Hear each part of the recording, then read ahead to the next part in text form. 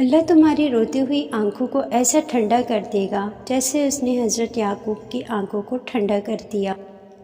اللہ بہت جلد تم تک کھوئی ہوئی چیز واپس لے آئے گا، جیسے اندھے کنویں سے حضرت یوسف کو نکال کر حضرت یعقوب تک لے آیا تھا۔ تم بس قبولیت کا یقین رکھو، کیا ہو سکتا ہے کیا نہیں، یہ سوچنا تمہارا کام نہیں۔ تمہارا کام صرف دعا کرنا ہے، چاہے زندگی تمہیں بے ترتیب کر کے رکھ دے، لیکن یقین رکھو اللہ تمام دعاؤں کو ترتیب دینے کا ہنر سکھا دے گا۔ دیکھنا اللہ جلدی ایسے وسیلے بنائے گا کہ تم حیران رہ جاؤ گے۔ تم صرف وہ کرو جو تمہارا کام ہے، یعنی دعا، اور اللہ تو وہ کر ہی رہا ہے جو اس کا کام ہے، یعنی عطا۔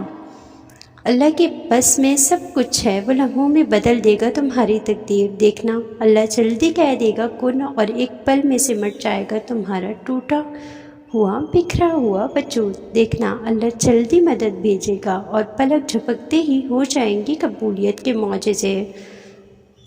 اور جو نصیب سے نہ مل سکا، دیکھنا اللہ وہ بھی تمہیں عطا کر دے گا۔